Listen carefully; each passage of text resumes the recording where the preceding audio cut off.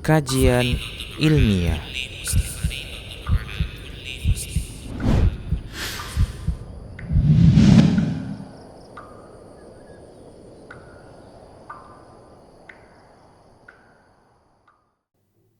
Assalamualaikum warahmatullahi wabarakatuh. Innal hamdalillah nahmaduhu wa nasta'inuhu wa nastaghfiruh wa na'udzu billahi min shururi anfusina wa sayyiati a'malina. May yahdihillahu fahuwal muhtadi wa may yudlil falan tajida lahu waliyyan mursyida. Asyhadu an la ilaha illallah wahdahu la syarika lah wa asyhadu anna Muhammadan 'abduhu wa rasuluhu alladzi la nabiyya ba'dah. Wa qala Allah Subhanahu wa ta'ala, ya ayyuhalladzina amanu taqullaha haqqa tuqatih wa la tamutunna illa wa antum muslimun. Ya ayyuhalladzina amanu taqullaha wa qulu qawlan sadida yuslih lakum a'malakum wa yaghfir lakum dhunubakum wa man yuti'illaha wa rasulahu faqad faza fawzan 'azima. Ya ayyuhan nasu taqu rabbakumul ladzi khalaqakum min nafsin wahidah wa khalaqa minha zawjaha wa batha minhuma rijalan katsiran wa nisaa'a wattaqullaha alladzi tasaaluna bihi wal arham innallaha kana 'alaikum raqiba. Amma ba'du, nastaqal hadithi kitabullah wa khairul huda hadiyun nabiy sallallahu alaihi wasallam wa syarrul umur muhdatsatuha wa kullu muhdatsatin bid'ah wa kullu bid'atin dhalalah wa kullu dhalalatin finnar. Kaum muslimin dan kaum muslimat, pemirsa Rosyad TV, serta para pendengar radio mengaji dimanapun Anda berada, kita seluruhnya sudah memahami dan mengetahui bahwasanya kita, saya, Anda, mereka, dan seluruh yang ada di alam ini itu merupakan ciptaan Allah Subhanahu wa ta'ala. Ketika Allah Subhanahu wa ta'ala menciptakan sesuatu, pastilah untuk suatu hikmah dan untuk suatu tujuan. Suka tidak suka, pasti ada hikmah dan tujuan Allah Subhanahu wa ta'ala di balik itu semua. Kalau kita lihat firman Allah Subhanahu wa ta'ala dalam surah Al-Imran, Allah berfirman, alladzina yadhkuruna Allaha qiyaman wa qu'udan wa 'ala junubihim wa yatafakkaruna fi khalqis samawati wal ard. Yaitu orang-orang yang mengingat Allah Subhanahu wa ta'ala qiyaman wa qu'udan, baik dalam posisi berdiri maupun dalam posisi duduk, wa 'ala junubihim, dan juga dalam posisi tidur, wa yatafakkaruna fi khalqis samawati wal ard. Mereka senantiasa berfikir, mengamati, merenungi ciptaan langit dan bumi. Lantas mereka menyimpulkan, Rabbana ma khalaqta hadza batila.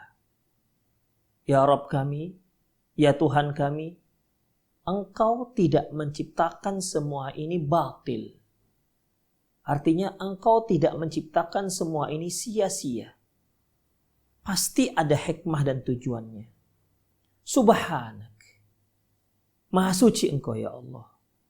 Wa qina adzabannar, dan selamatkan kami dari api neraka. Ini adalah pernyataan seorang yang merenungi ciptaan Allah Subhanahu wa ta'ala. Seorang yang mau berfikir tentang ciptaan Allah Subhanahu wa ta'ala. Dia akan menyimpulkan satu hal, bahwasanya di balik ini semua ada satu kekuatan yang sangat luar biasa yang menciptakan ini semua. Dia adalah zat yang Maha Esa, yang Maha Tunggal. Dia adalah Allah Subhanahu wa ta'ala. Allah menciptakan planet, Allah menciptakan matahari, Allah menciptakan bulan, bumi, makhluk manusia, jin, malaikat, hewan dan lain-lainnya. Itu pasti untuk suatu hikmah yang luar biasa, yang terkadang kita bisa memahaminya dan terkadang juga kita tidak paham untuk apa. Para pendengar dan para pemirsa dimanapun Anda berada, semua ciptaan Allah Subhanahu wa ta'ala itu mengarah pada satu titik, yaitu pada mentauhidkan Allah Subhanahu wa ta'ala.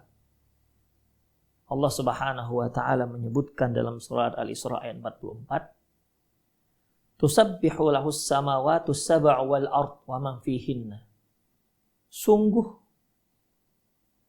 7 lapis langit dan bumi serta semua yang ada dalam langit dan yang ada di atas muka bumi ini, tusabbihu lahu, semuanya bertasbih memuji Allah Subhanahu wa ta'ala.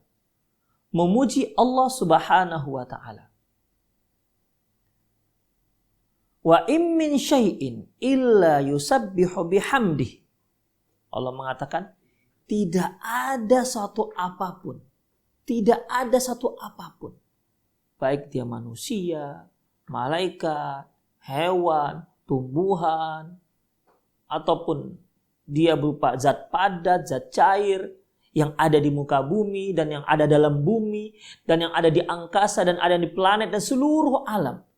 Tusabbihu lahus samawat, tusabbihu wa in min syai'in illa yusabbihu bihamdih. Tidak ada segala sesuatu pun kecuali dia itu bertasbih kepada Allah Subhanahu wa ta'ala. Kemudian, walakin la tafqahuna tasbihahu. Tapi permasalahannya kalian, wahai manusia, gak faham tasbih mereka. Gak faham mereka bahwasanya mereka seluruh yang ada di alam ini bertasbih memuji Allah Subhanahu wa ta'ala. Kaum muslimin, kaum muslimat dimanapun Anda berada, inilah alam ini. Allah ciptakan untuk satu tujuan. Manusia dan jin juga termasuk diciptakan Allah Subhanahu wa ta'ala untuk satu tujuan. Apa itu? Apa tujuannya? Allah menyebutkan dalam surah Adz-Dzariyat ayat 56. Wa ma khalaqatul jinna wal insa illa liya'budun. Tidak aku ciptakan jin dan manusia kecuali hanya untuk beribadah kepadaku. Kalau Anda merasa sebagai seorang manusia, maka Allah menciptakan Anda bukan untuk berfoya-foya, bukan untuk bersenang-senang, tapi ingat, untuk beribadah, mengesahkan Allah Subhanahu wa ta'ala. Ingat itu. Kalau Anda tidak mentauhidkan Allah Subhanahu wa ta'ala, Anda telah melanggar konstitusi Allah Subhanahu wa ta'ala. Oleh karena itu, hai umat manusia dimanapun Anda berada, ingatlah, Anda diciptakan hanya untuk beribadah kepada Allah Subhanahu wa ta'ala. Wa ma khalaqtul jinna wal ins illa liya'budun. Tidak aku ciptakan jin dan manusia kecuali hanya untuk beribadah kepada Allah Subhanahu wa ta'ala. Liya'budun ay liyuwahidun. Menyembah pada Allah artinya hanya mengesahkan Allah Subhanahu wa ta'ala.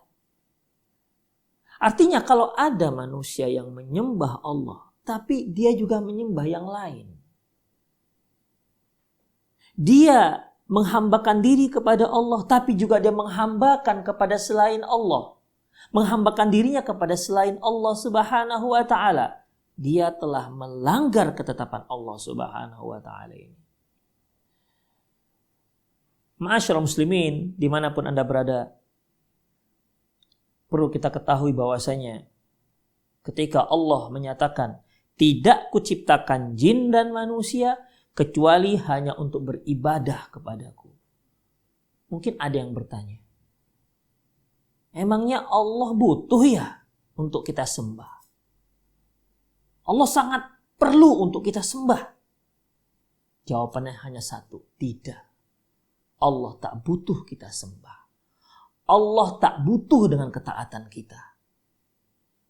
Allah tak butuh dengan kebaikan kita. Karena sesungguhnya kita mentauhidkan Allah. Kita taat kepada Allah. Kita laksanakan perintah Allah. Kita jauhkan larangan Allah. Sesungguhnya itu semua maslahatnya, kepentingannya, keuntungannya kembali kepada diri kita masing-masing. Bukan kepada Allah Subhanahu wa ta'ala. Mari kita lihat, ikhwah, disebutkan dalam sebuah hadis qudsi. Hadis ini diriwayatkan oleh Imam Muslim dari Abi Dzar Al-Ghifari radhiyallahu anhu, anin Nabi sallallahu alaihi wasallam, dari Nabi sallallahu alaihi wasallam, fima yarwihi an rabbih tabaraka ta'ala, sebagaimana yang diriwayatkan dari Rabbnya, dari Allah tabaraka ta'ala. Ini hadisnya hadis qudsi disebutkan. Karena Rasulullah meriwayatkan dari Allah Subhanahu wa ta'ala. Annahu qala, Allah berfirman, ingat ini bukan Al-Quran, ini hadis qudsi. Di mana kata Rasulullah sallallahu alaihi wasallam bahwasanya Allah berfirman, ya ibadi inni haramtu dzulman ala nafsi. Wahai hamba-hambaku, aku haramkan kezaliman terhadap diriku. Jadi waja'altuhu bainakum haram. Dan aku tetapkan kezaliman itu haram kalian lakukan. Fala tadzalamu. Jangan kalian saling menzalimi. Makanya ikhwah, Allah Subhanahu wa ta'ala tidak pernah menzalimi hambanya. Allah sudah tegas mengatakan, wa ma zalamnahum. Kami tak pernah menzalimi mereka. Allah turunkan adab kepada satu kaum. Allah timpakan siksaan yang luar biasa kepada satu kaum. Itu bukan karena Allah zalim kepada mereka. Wa ma zalamnahum. Kami gak pernah menzalimi mereka. Walakin kanu anfusahum yadlimun.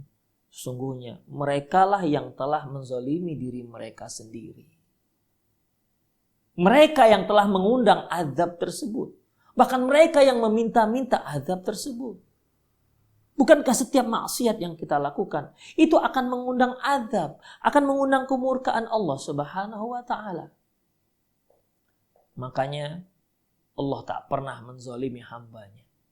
Allah itu sayang kepada hambanya. Sayangnya luar biasa. Bahkan lebih sayang ketimbang sayangnya seorang ibu terhadap anaknya. Ikhwah rahimani Allah wa iyyakum.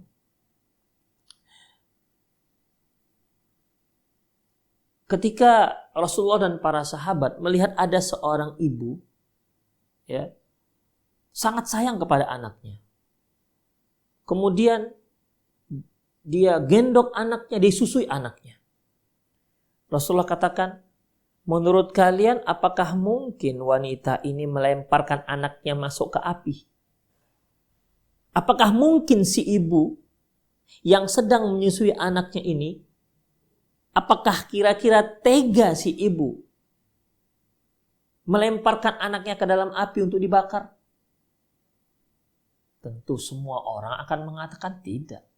Tidak ada seorang ibu yang waras yang mau mencelakakan anaknya, yang waras ya.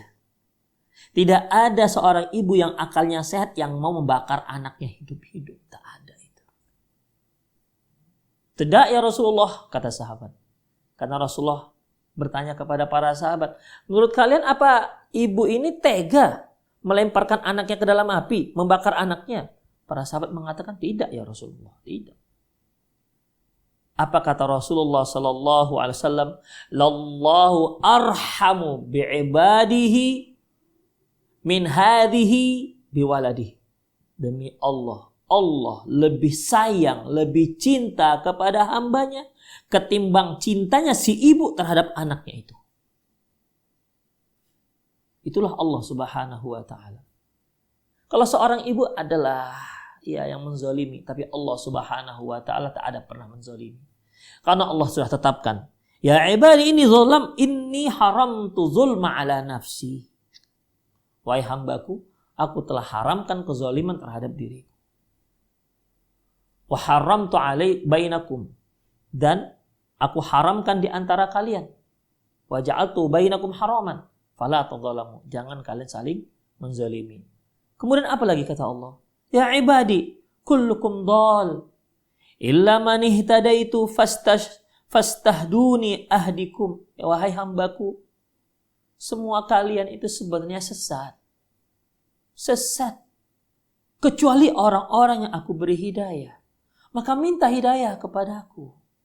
Ikhwah, kalau seandainya Allah Subhanahu wa ta'ala tidak memberi kita hidayah, maka sesungguhnya kita akan menjadi orang-orang yang sesat. Makanya antum yang sudah kenal dakwah, yang sudah mendapatkan dakwah, sudah mengetahui tauhid, sudah berada di atas sunnah Rasulullah Sallallahu Alaihi Wasallam, hendaklah istiqomah, pegang, karena tidak semua orang mendapatkannya. Semua kalian itu sesat, kata Allah. Makanya minta hidayah kepadaku. Saking pentingnya hidayah ini, ikhwah, sampai Allah Subhanahu wa ta'ala mewajibkan kita untuk berdoa di setiap rakaat. Di setiap rakaat. Apa itu? Disebutkan dalam salah satu ayat dalam Al-Fatihah, yaitu ihdinas siratal mustaqim. Ya Allah, tunjukkan kami jalan yang lurus. Fastahduni, kata Allah, minta hidayah kepadaku, minta. Oleh karena itu, kalau ada seorang yang sudah mendapatkan hidayah dari Allah Subhanahu wa ta'ala, kemudian dia merasa mendapatkan hidayah itu karena upaya dia, jerih payah dia mengaji sana, mengaji kemari, dia lihat di dunia maya, dia juga mengaji di dunia nyata, sehingga dia katakan wajarlah kalau saya diberikan Allah Subhanahu wa ta'ala hidayah. Belum tentu. Ikhwah, Allah Subhanahu wa ta'ala memberikan hidayah kepada siapa saja yang Allah Subhanahu wa ta'ala kehendaki. Ketika Rasulullah Sallallahu Alaihi Wasallam mengajak pamannya Abu Thalib, yaitu yang mengasuh beliau setelah kakeknya meninggal. Rasulullah Sallallahu Alaihi Wasallam diasuh oleh pamannya Abu Thalib. Abu Thalib sangat cinta dengan Rasulullah Sallallahu Alaihi Wasallam. Rasulullah juga cinta dengan pamannya. Pamannya juga membela beliau. Tapi sayangnya ketika Abu Thalib meninggal, dia meninggal dalam keadaan kafir. Meninggal dalam keadaan kafir. Sedih Rasulullah. Orang terdekat dia ternyata meninggal dalam keadaan kafir. Bahkan di detik-detik terakhir dicabutnya nyawa Abu Thalib, Rasulullah terus berupaya. Apa kata beliau? Ya ammi, kul la ilaha illallah kalimatan uhaju laka indallahi yaumal qiyamah. Wahai pamanku, ucapkan la ilaha illallah, satu kalimat yang nanti akan aku jadikan hujah membelamu nanti di depan Allah di hari kiamat. Tapi sayangnya Abu Thalib mati dalam keadaan kafir. Makanya Rasulullah sangat sedih. Turun ayat. Innaka la tahdi man ahbabta walakinnallaha yahdi man yasha. Sesungguhnya engkau tidak bisa memberi hidayah kepada siapa yang engkau kehendaki, tapi Allah lah yang memberinya hidayah. Engkau tidak bisa memberi hidayah kepada orang-orang yang engkau cintai, tapi Allah lah yang memberi hidayah kepada hambanya yang dia kehendaki. Ya ibadi, kata Allah, wahai hambaku, kullukum dhal, semua kalian tuh sesat, illa man hadaituhu, kecuali orang yang kuberi hidayah. Fastahduni, minta hidayah kepadaku, ahdikum, aku beri hidayah. Ya ibadi kullukum ja'i, wahai hambaku, semua kalian itu lapar. Semua kalian itu lapar tanpa terkecuali. Illa man at'amtuhu, kecuali orang yang aku berikan makanan. Oleh karena itu fastat'imuni ut'imukum, minta makan kepadaku, kata Allah. Minta. Aku akan beri.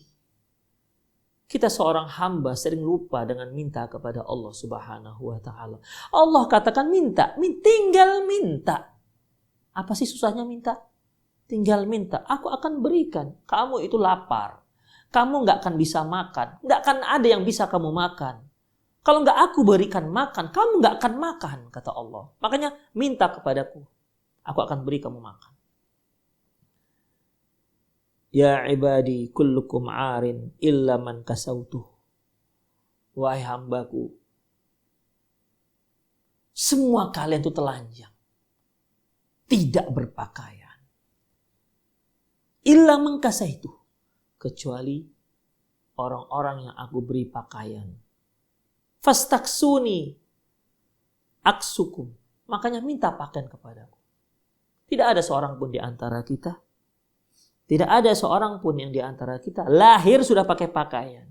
Bahkan tidak ada seorang bayi pun begitu lahir sudah pakai popok. Hanya popok. Tak ada. Tidak ada seorang pun. Semuanya lahir dalam keadaan telanjang. Tidak berpakaian. Walaupun hanya sehelai benang pun. Tidak ada yang membawa sehelai benang dari rahim ibunya. Tidak ada. Lantas kita, Masya Allah, saya, antum, para pemirsa di rumah, para pemirsa dimanapun Anda berada yang berpakaian, siapa yang memberi pakaian tersebut? Mengapa kita sekarang berpakaian? Itu semua Allah Subhanahu wa ta'ala berikan. Dikarenakan kasih sayang Allah Subhanahu wa ta'ala kepada kita, Allah berikan kita pakaian. Banyak orang-orang yang tak berpakaian. Alhamdulillah kita punya pakaian bagus. Kita mensyukuri Allah Subhanahu wa ta'ala. Tuh di sana banyak orang yang tak punya pakaian bagus. Makanya itu semua dikarenakan sayangnya Allah Subhanahu wa ta'ala kepada kita. Kemudian ya ibadi innakum tukhti'una innakum lan tablughu dur innakum tukhti'una bil-laili wan nahar wa ana aghfiru dzunuba jami'a. Wahai hambaku, kalian tuh sering bersalah. Wahai hambaku, kalian tuh sering bersalah. Sering berbuat dosa. Tidak hanya malam hari. Tidak hanya siang hari. Siang malam kalian tuh berdosa.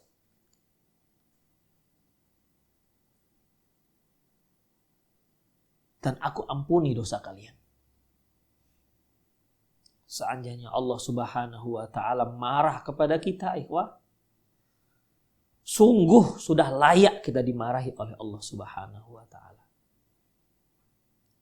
Seandainya Allah Subhanahu wa ta'ala tidak maha penyayang, tidak maha pengampun, tak apalah jadinya kita ini. Karena Allah sudah ingatkan, kalian tuh selalu salah, berdosa, siang malam, siang terus. Tapi Allah terus memberi ampunan, terus beri ampunan, terus beri ampunan. Allah tidak pernah bosan mengampuni dosa kita. Oleh karena itu fastaghfiruni aghfiru lakum. Minta ampun kepadaku, minta padaku. Aku akan ampuni dosa kalian. Ya ibadi, wahai hambaku, innakum lan tablughu durri fatadurruni wa lan tablughu naf'i fatanfa'uni. Wahai hambaku, sungguhnya kalian tidak akan bisa memberi mudarat dan manfaat. Tidak bisa. Ya. Tidak akan bisa. Kalau kalian ingin memudaratkan aku, gak akan bisa sampai. Kalau kalian ingin memberiku manfaat, gak akan bisa sampai. Karena Allah gak butuh dengan kita, ikhwah. Allah gak butuh dengan kita. Allah gak perlu dengan kita. Kita mau memberi manfaat kepada Allah, Allah gak butuh. Ya, Allah gak butuh. Kita lihat pernyataan selanjutnya. Ya ibadi law anna awwalakum wa akhirakum wa insakum wa jinnakum kanu ala atqa qalbi rajulin wahidin minkum ma zada dzalika fi mulki syai'a. Wahai hambaku, seandainya orang kalian yang di awal sampai yang terakhir, seluruhnya manusia dan jin, seluruhnya itu punya hati seperti hati orang yang terbaik di antara kalian. Lantas, mazada fi mulki syai'a. Tak akan menambah kerajaanku sedikit pun. Artinya, kalau manusia, jin dan jin seluruhnya punya hati seperti hatinya Rasulullah Sallallahu Alaihi Wasallam. Karena tidak ada seorang pun yang menyamai hati Rasulullah. Tidak ada. Hati Rasulullah hati yang sempurna.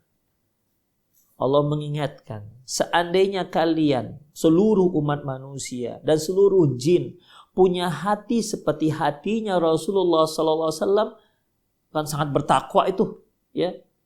Ketahuilah, hei manusia, jin, tak akan menambah kerajaan Allah sedikit pun. Artinya Allah tidak untung. Tak ada sedikit pun untungnya bagi Allah Subhanahu wa Ta'ala. Bahkan, ya ibadi, law anna awwalakum wa akhirakum wa jinnakum kanu ala afjari qalbi rajulin minkum ma naqasa dzalika min mulki syai'an. Kalaupun kalian, wahai manusia, jin, seluruh kalian itu punya hati seperti hati yang paling buruk di antara kalian. Kita ambil contoh misalnya Firaun. Ya. Firaun. Seandainya seluruh manusia seperti Firaun. Seandainya seluruh jin Firaun seperti Firaun, dari manusia pertama sampai manusia terakhir, seluruhnya durhaka, kafir seperti Firaun. Apa kata Allah? Tak akan mengurangi sedikit pun kerajaanku. Kemudian Allah mengatakan lagi, ya ibadi law anna awwalakum wa akhirakum wa insakum wa jinnakum qamu fi sa'idin wahidin fasa'aluni fa'ataitu kulla wahidin mas'alatah ma naqasa dzalika mimma indi illa kama yanqusul mikhyatu ila idza udkhilal bahar.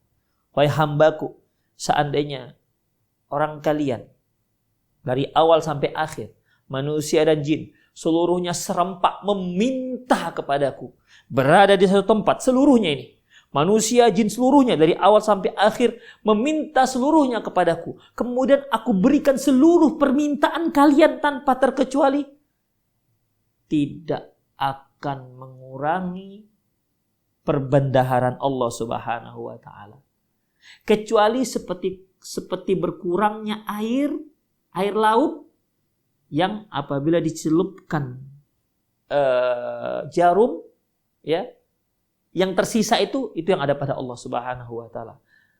Coba ikhwafiddin, kita bandingkan. Kita ambil jarum, kita celupkan di lautan, kita angkat. Itu basah. Udah. Ya tentu berkuranglah kita katakan air laut. Tapi seberapalah berkurangnya?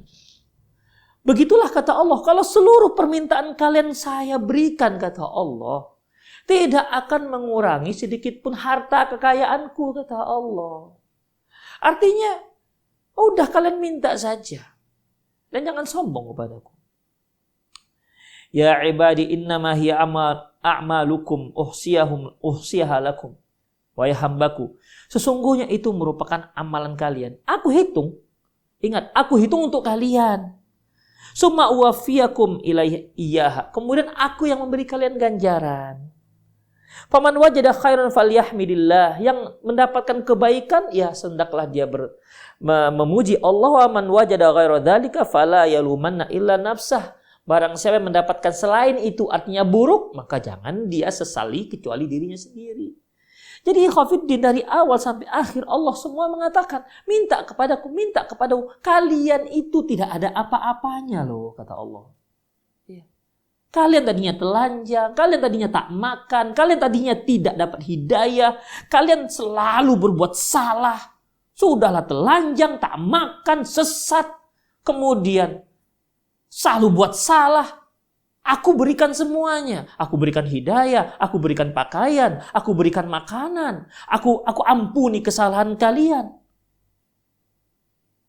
Seharusnya yang kalian lakukan mentauhidkan aku, menghambakan diri kepada aku.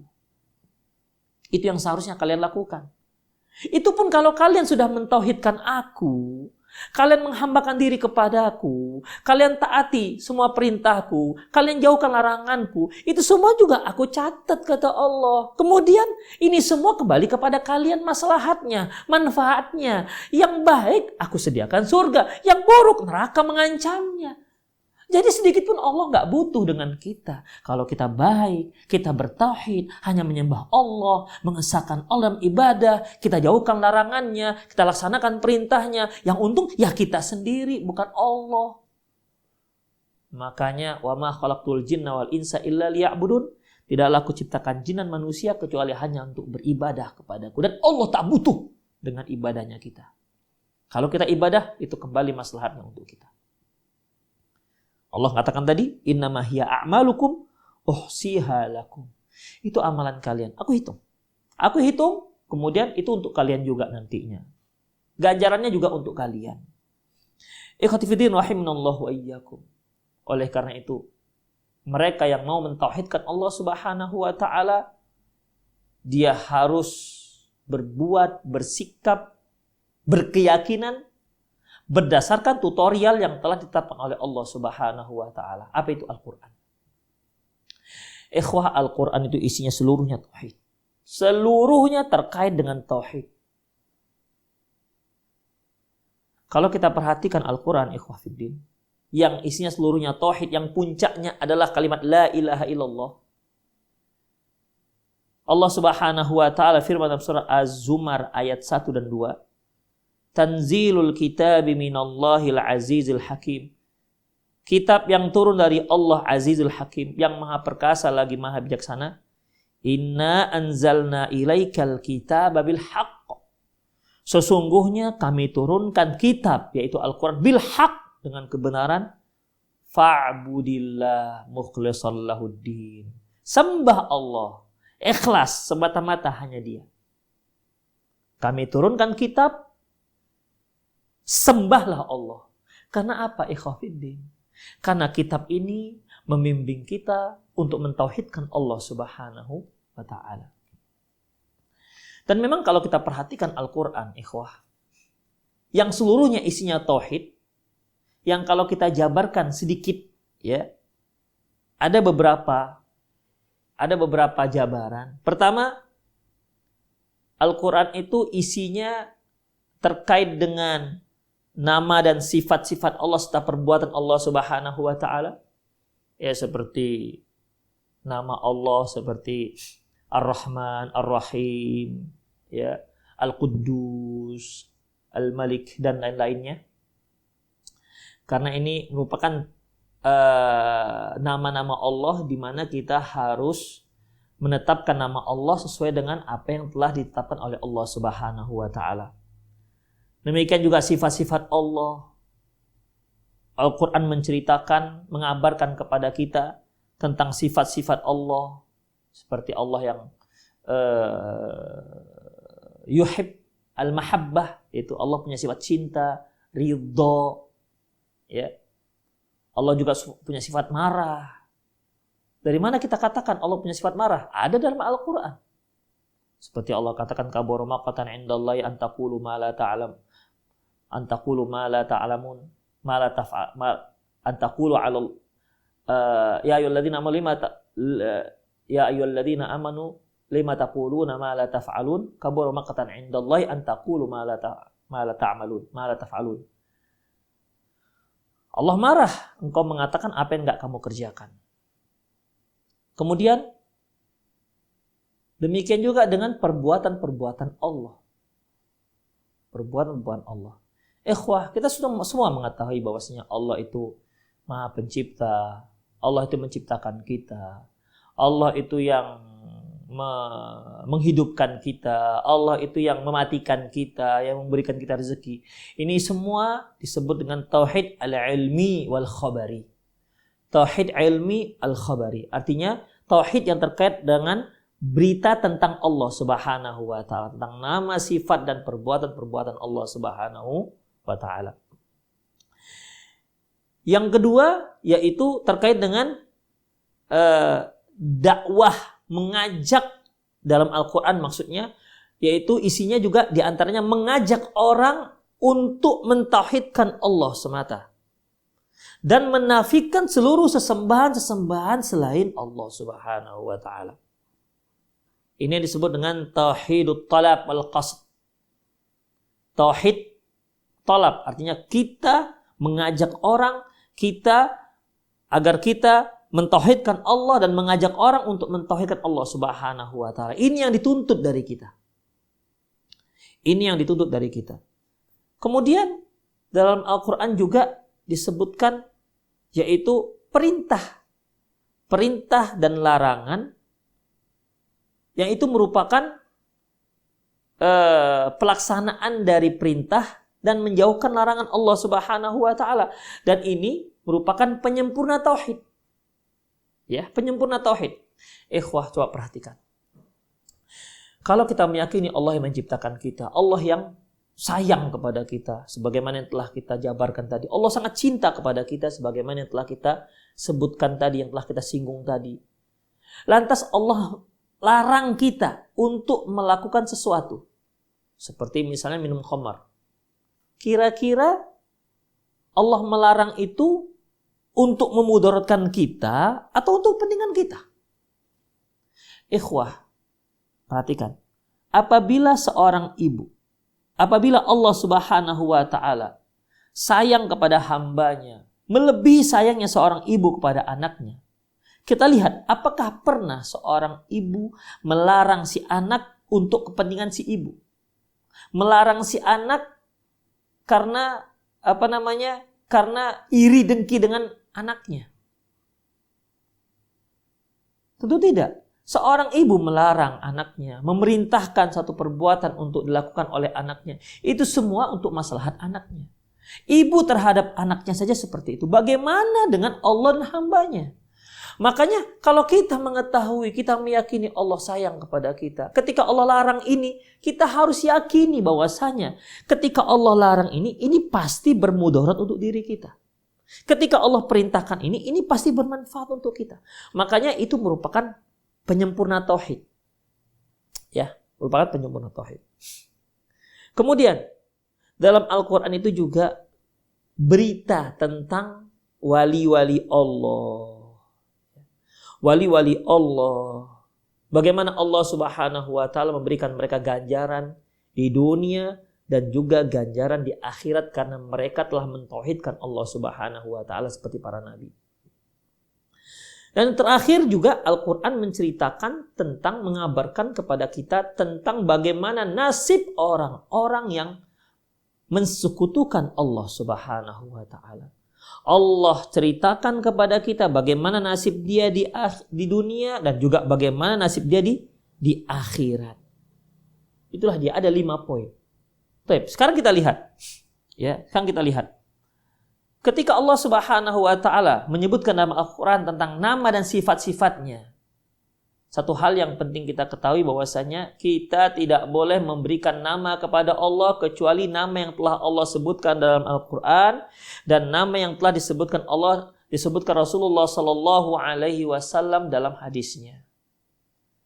Kita juga tidak boleh menyebutkan Allah itu punya sifat kecuali sifat yang telah Allah tetapkan dalam Al-Quran dan yang telah ditetapkan oleh Rasulullah sallallahu alaihi wasallam. Karena Allah adalah zat yang gaib, yang kita nggak bisa bicara tentang gaib kecuali sesuatu yang diberitakan dari Allah Subhanahu wa taala dan dari Rasulullah sallallahu alaihi wasallam. Kenapa kita katakan Allah itu Maha penerima taubat, Tawwab? Mengapa? Karena Allah yang mengatakan dia Tawwab. Innallaha Tawwabur Rahim. Sungguhnya Allah itu Maha penerima taubat, Maha Rahim dan Maha penyayang. Mengapa kita katakan Allah itu punya nama Rahman dan Rahim? Karena Allah yang menyebutkannya. Jadi bukan ijtihad di sini. Itu yang pertama. Terkait dengan Allah Subhanahu wa taala. Yang kedua, ikhwah fiddin, bagaimana dakwah kepada tauhid? Dan di dalam Al-Qur'an ya, banyak sekali kisah-kisah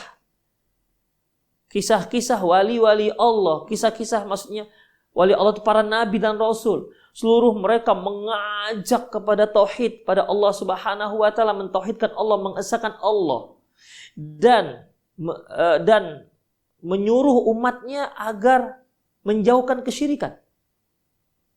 Allah Subhanahu wa taala firman dalam soal Anbiya ayat 25, "Wa ma arsalna min qablika min rasulin illa nuhi ilaihi annahu la ilaha illa ana fa'budun." Tidak ada kami mengutus rasul sebelum kamu, wahai Muhammad, illa nuhi ilahin, kecuali kami wahyukan kepadanya. Apa wahyunya? Inti wahyu itu apa? Inti wahyu dari yang diemban, yang dibawa, yang didakwahkan oleh Rasul dari awal sampai akhir, itu apa intinya? Yaitu la ilaha illa ana. Tidak ada Tuhan yang berhak disembah kecuali aku, kata Allah Subhanahu wa taala. Lantas fa'budni, makanya sembah hanya aku. Tidak boleh kamu menyembah yang lain. Makanya Allah pun mengancam para rasul.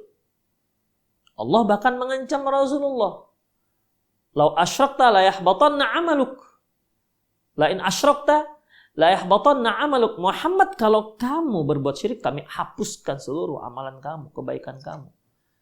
Sedangkan seorang level nabi mendapat ancaman seperti itu. Apalagi kita, ikhwatiddin. Apalagi kita. Oleh karena itu, seluruh para rasul, seluruh para nabi, inti daripada dakwah mereka itu la ilaha illallah. Tidak ada ilah yang berhak disembah kecuali hanya Allah Subhanahu wa taala. Makanya kita lihat seperti Nabi Nuh alaihissalam, disebutkan Allah dalam surah Al-A'raf. Laqad arsalna Nuhan ila qaumihi faqala ya qaumi i'budullah ma lakum min ilahin ghairuh. Sungguh kami telah utus Nuh ke kaumnya. Dan dia berkata, wahai kaumku, mengapa kalian tidak menyembah? Ma lakum min ilahin ghairuh. Kenapa kalian menyembah selain Allah? Ditanyakan oleh Nabi Nuh kepada kaumnya. Ma lakum min ilahin ghairuh. Kenapa kalian menyembah selain pada Allah? Demikian juga Allah menyebutkan tentang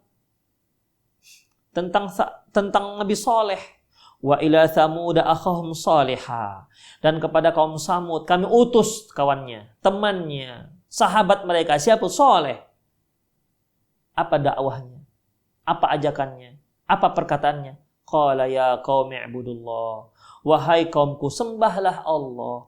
Ma lakum min ilahin ghairuh. Kenapa kalian menyembah selain Allah?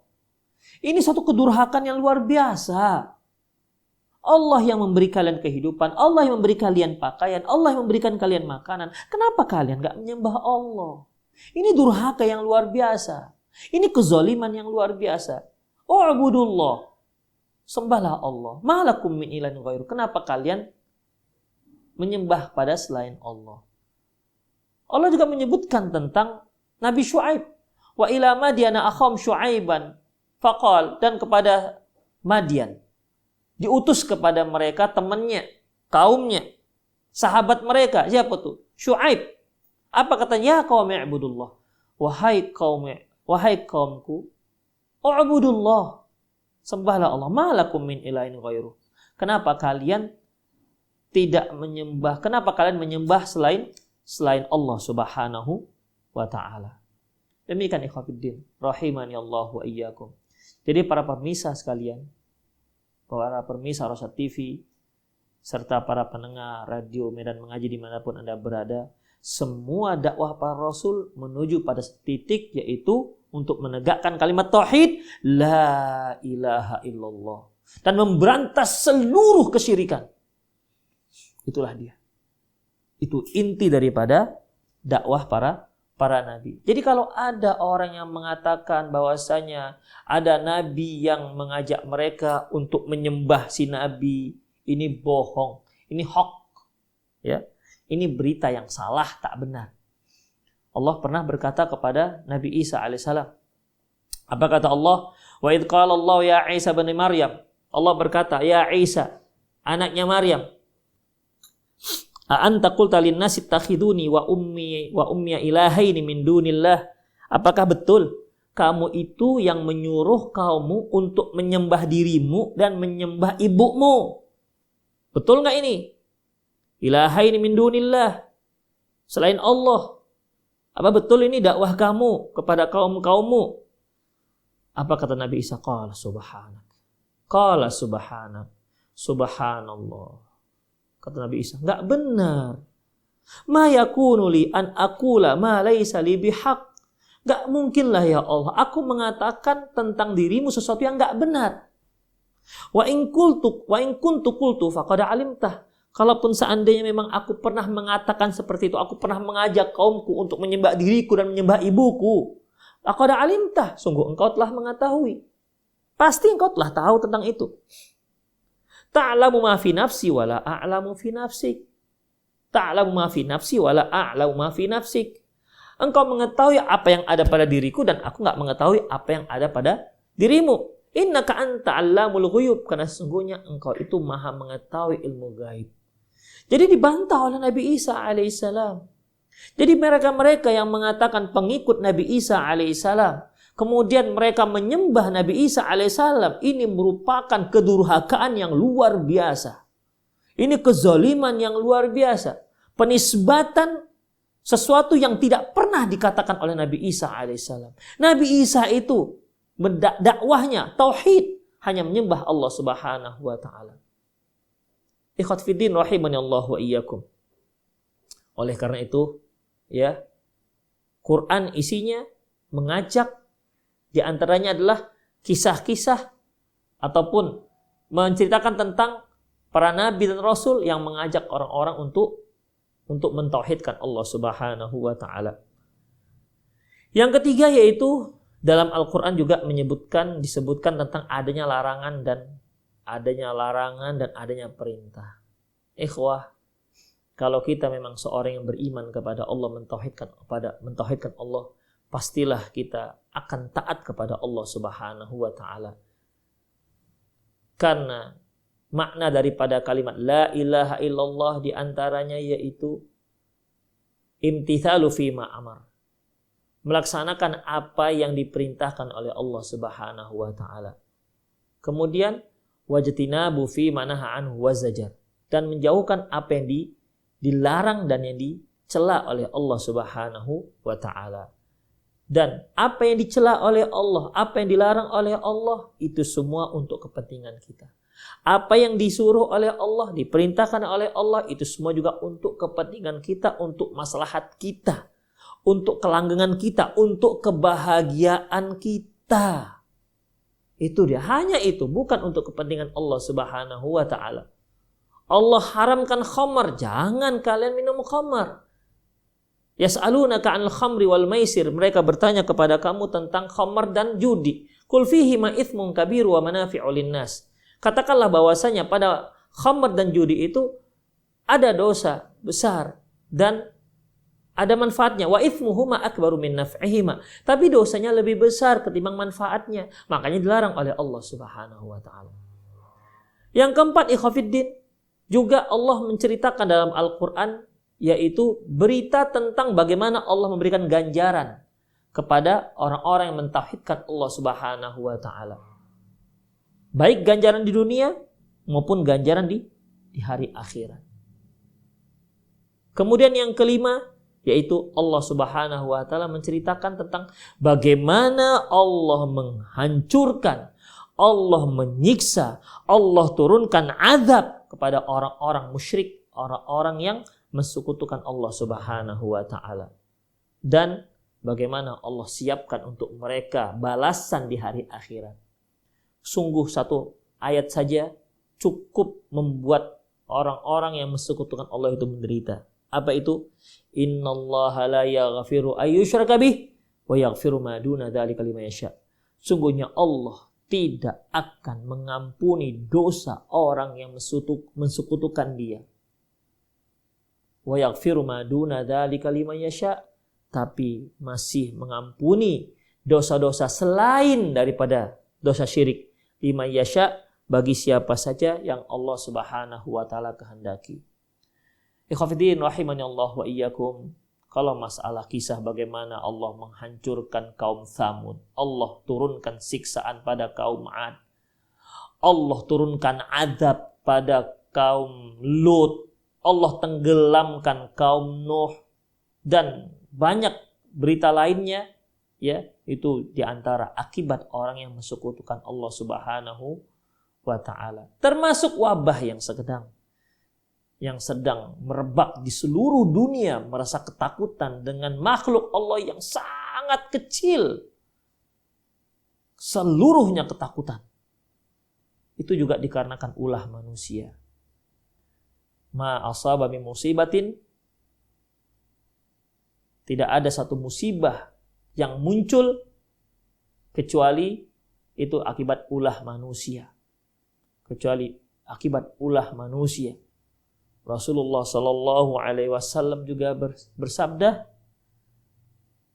"Walam ya'malul qaumu fahishah qattun hatta tu'ilu illa fasha fihimut ta'un wal auja' alladhi lam takun fi aslafihim alladhi madu." Tidaklah satu kaum berbuat satu perbuatan keji sampai dia lakukan dengan terang-terangan, kecuali Allah akan turunkan kepada mereka, berikan pada mereka, Allah akan kirimkan kepada mereka ta'un, penyakit nular. Wal auja', dan kelaparan, lam takun fi aslafihim alladhi madu, yang belum pernah jadi sebelumnya. Sama seperti kita sekarang, ikhwatiddin. Oleh karena itu, tidak ada daya dan upaya kita kecuali hanya Allah Subhanahu wa ta'ala.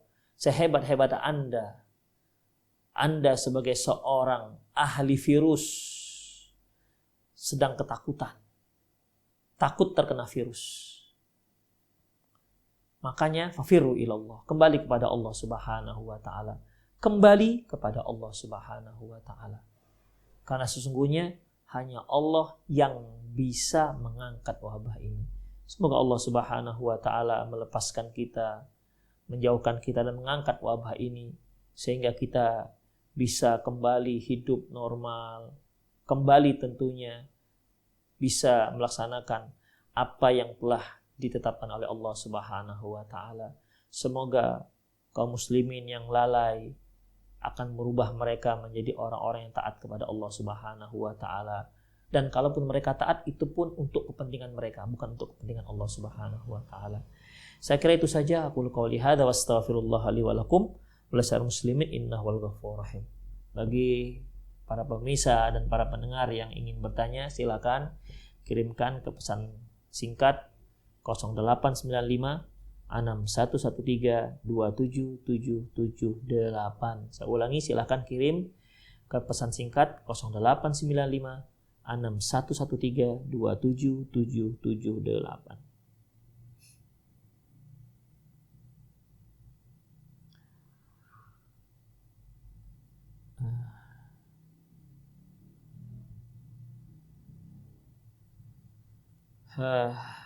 Bismillah, assalamualaikum warahmatullahi wabarakatuh. Afwan Ustadz, saya ingin bertanya, saat ini saya berpenghasilan dari kuliner online setelah hijrah dari pekerjaan riba. Namun akhir ini qadarullah Allah memberi rezeki kepada saya yang hanya cukup buat satu hari untuk kebutuhan anak dan istri saya. Terlebih dalam kondisi wabah corona saat ini. Saya 7 bersaudara, yang orang tua saya keduanya sudah meninggal. Kami dari 7 bersaudara ada 2 anak laki-laki. Saya, abang saya yang bekerja sebagai guru, dan 5 anak perempuan. Kakak tertua saya saat ini janda yang tidak berpenghasilan mulai bulan lalu. Usahanya sudah tutup, memiliki 2 anak.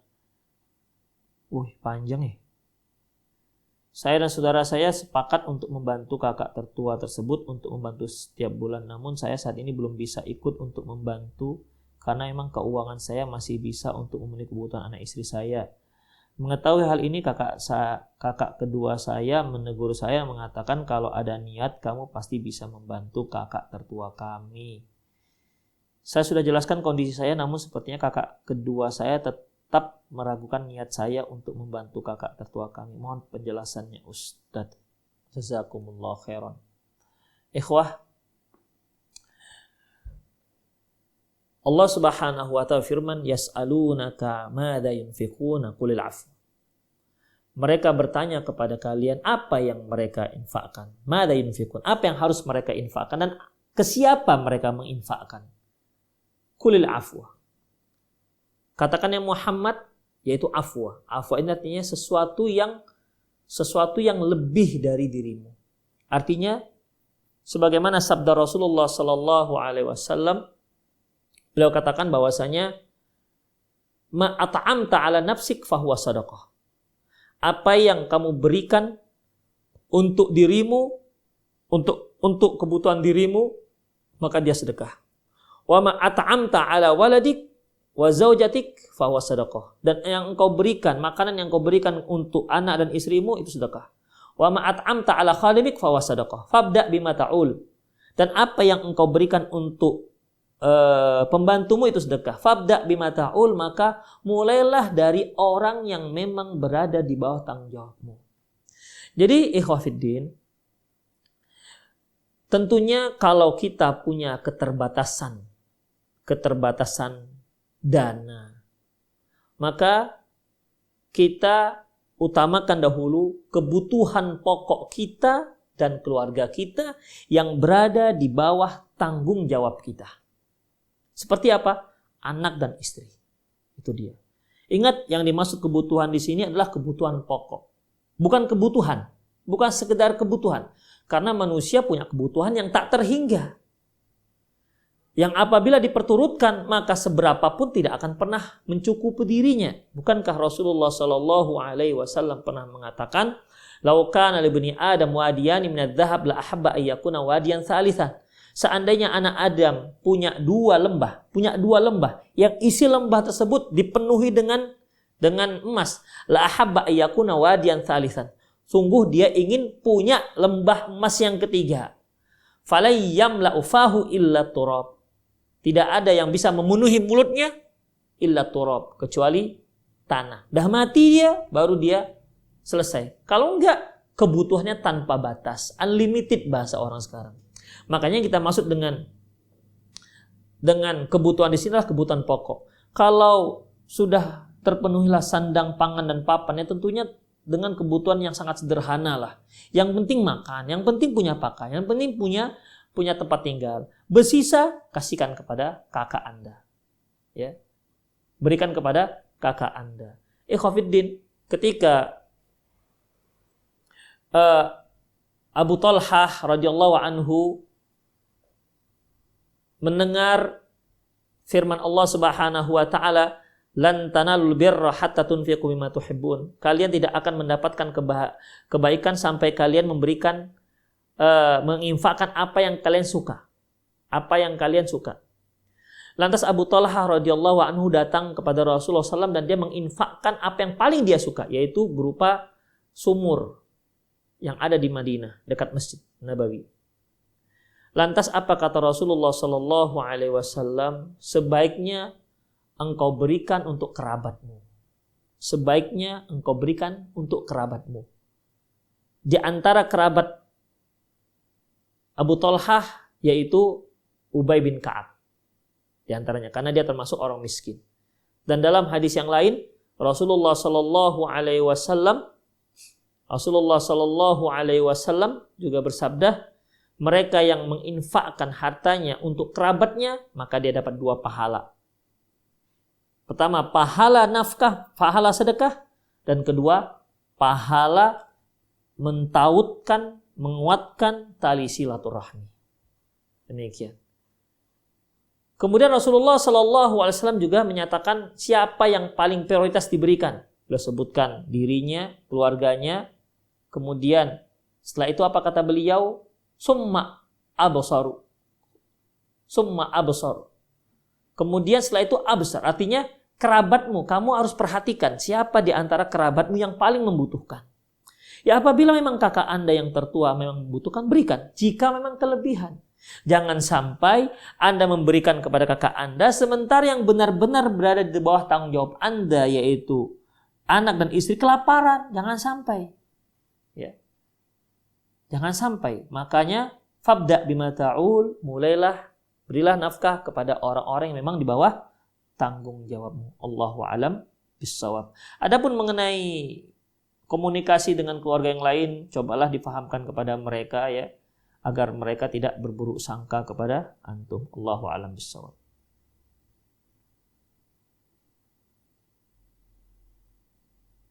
Assalamualaikum Ustaz, dengan kondisi sekarang ini di kota Medan, apakah laki masih diwajibkan sholat fardu di masjid? Ikhwah, ini terkait dengan wabah, di mana para ulama sudah memberikan fatwanya.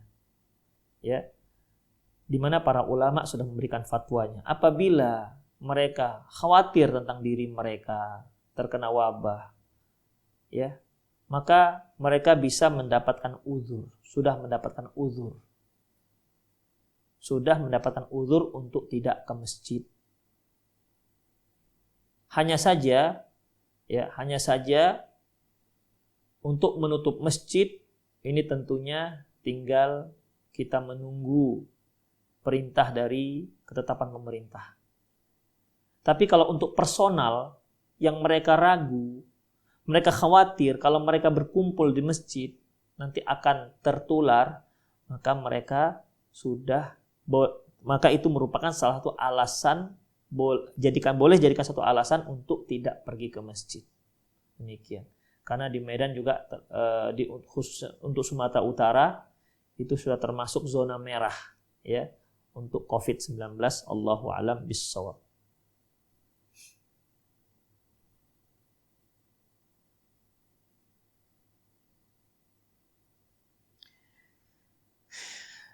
Baik, sudah jam 12:15. Semoga Allah Subhanahu wa taala menguatkan akidah kita, menguatkan tauhid kita, sehingga Allah Subhanahu wa taala mengumpulkan kita kelak nanti di hari akhirat di surganya insyaallah. Demikian aku qauli hadza wa astaghfirullah li wa lakum wa lisal muslimin innahu wal ghafurur rahim. Subhanakallahumma wa bihamdik asyhadu an la ilaha illa anta astaghfiruka wa atubu ilaik. Wa sallallahu ala nabiyyina Muhammad wa ala alihi wa ashabihi ajma'in. Wa akhiru da'wana alhamdulillahi rabbil alamin. Assalamualaikum warahmatullahi wabarakatuh.